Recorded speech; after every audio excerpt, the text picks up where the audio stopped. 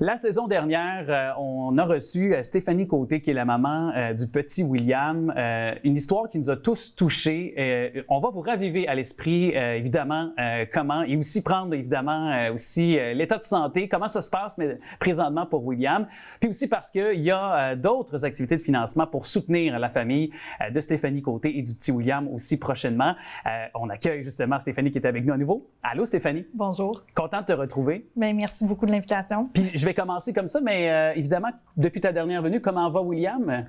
Aller jusqu'au mois d'août, ça allait quand même assez bien, mais le mois d'août, c'est toujours... l'été, c'est toujours difficile pour lui, aussitôt que l'humidité puis la chaleur, il souffre plus. Oui. Puis justement, pour qu'il souffre plus, peut-être aussi à raviver à l'esprit des gens, quelle est la condition de William? Parce que, donc, on ne peut pas dire maladie, c'est un désordre neurologique. Donc, raconte-nous ce que depuis là, les premières années de sa vie là, auxquelles il est confronté, les défis que doit vivre là, William. En fait, il y a un problème génétique. C'est le généticien nous avait expliqué un peu que c'est comme dans l'ADN, on a 4 lettres. On a le A, le T, le C et le G. Et William n'a pas le C. En plus, le T est en double. C'est comme si on ouvre un livre d'histoire, puis que dans le livre, les C n'existaient plus, qu'ils étaient tous transformés en T, ça devient difficile. C'est ce que le cerveau à William a de la difficulté à lire les signaux de son corps. Fait qu'il est tout le temps en souffrance, soit qu'il y a des spasmes musculaires. Il souffre tellement qu'il en perd conscience.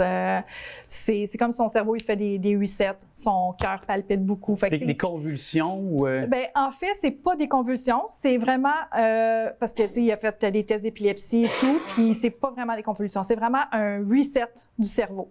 Fait que c'est ça, puis ça a pris comme 8 ans avant de trouver le neurologue qui prenne en charge mon fils parce qu'au début, il n'était pas pris au sérieux. C'est ça, c'est de la recherche, mais pendant ce temps-là, pendant ces 8 ans-là, pour votre famille, ça a été de l'incertitude, ça a été... puis on doit demeurer confiant pour notre enfant, on doit toujours l'envelopper, lui donner de l'amour, puis rester positif. Donc, pour vous, pour toi aussi, ça n'a pas dû être évident non plus pour ces 8 années-là pour comprendre un peu mieux la réalité de William. Là. Ouais, effectivement, c'est de croire en son enfant puis de croire en maman. C'est notre enfant, on le comprend, là. Mais c'est ça, ça a été un long combat de remise en question. Oui. Mais là, donc, il a eu un épisode plus difficile au mois d'août, c'est ce que je comprends. Ou depuis le mois d'août, ça va un petit peu moins bien parce que comme l'été, comme on disait, c'est plus difficile là, avec le désordre neurologique, c'est ça? Oui, bien, il y a toujours une régression au mois d'août. OK. Puis souvent au mois de janvier, aussitôt qu'il fait très, très froid. Là. C'est vraiment par saison que c'est plus difficile, mais le reste de l'année, il est tout le temps en souffrance. C'est comme tantôt, il est capable de marcher, tantôt, il n'est plus capable. Okay. Tantôt, il essaie d'écrire, oups, là, il y a un spasme musculaire et il n'arrive plus à écrire. Ça l'empêche d'écrire. Oui. Ça atteint ses yeux, ses oreilles, ça atteint tout son corps. Donc, OK. Et est-ce que... Parce que là, c'est rare, comme j'imagine, comme condition.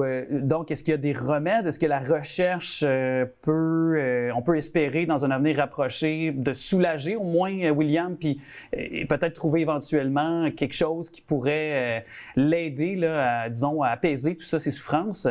C'est ça. C'est pour ça que là, on organise des événements. Puis le Dr Myers, le neurologue qui suit William depuis 2018, c'est une vraie perle. Il est toujours là pour lui. Puis c'est ça, il disait qu'il veut ouvrir une recherche pour comprendre son désordre, pour pouvoir mieux l'accompagner. Et il ne pense pas le soigner, mais au moins lui donner une meilleure qualité de vie. Oui, le soulager, le mot soulager au quotidien, puis évidemment mieux le soutenir dans ce qu'il a à vivre.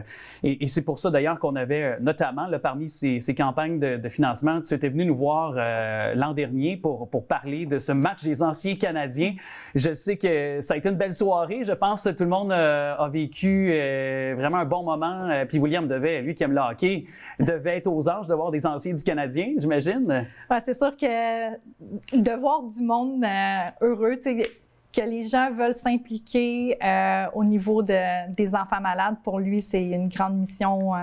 Il veut vraiment sensibiliser les gens aussi, sans en parler, parce qu'aussi, il est autiste, mais il a sa façon à lui de s'exprimer, puis que les gens étaient il venait lui dire bonjour, puis tout ça. Il était vraiment, vraiment heureux de voir que les gens s'amusaient. Aussi. Oui, parce que c'était vraiment un bon match. Oui, c'est un bon match. C'est une belle soirée mémorable. C'est ça. Donc, ça a été les bénéfices ont été remis justement pour la recherche. Oui, c'est ça? Exactement. À la Fondation de l'Hôpital de Montréal pour enfants, plus précisément au département du programme de recherche pour les maladies neurologiques rares du Dr. Myers. Puis si on veut justement donner au suivant, puis contribuer à votre cause, puis évidemment comprendre un peu mieux les prochains événements, il y aura, oui, en mars, une soirée caritative, un prochain match des anciens Canadiens, on en a fait référence, c'est en mai 2025, mais très bientôt, là, le 2 novembre, donc, le Qui-a-t-on en mascouche, thématique Halloween, je pense. Est-ce que tu seras d'ailleurs déguisé ou... Oui. Je ne sais pas encore en quoi, mais William en Wolverine. Ah, OK. J'aurais pensé à un joueur du Canadien, peut-être. Non. C'est bon. En super-héros. En super-héros, OK. Il est un super-héros, anyway. C'est vrai. C'est une très belle façon de le dire. Alors, 2 novembre, Qui-a-t-on en mascouche? On invite les gens. Déjà, les liens sont au bas de l'écran, l'image également aussi. Merci beaucoup d'être passée, Stéphanie. Puis, je t'invite déjà pour 2025 à venir nous partager les prochaines activités aussi. Puis, salutations au beau petit William. Un grand merci. Merci.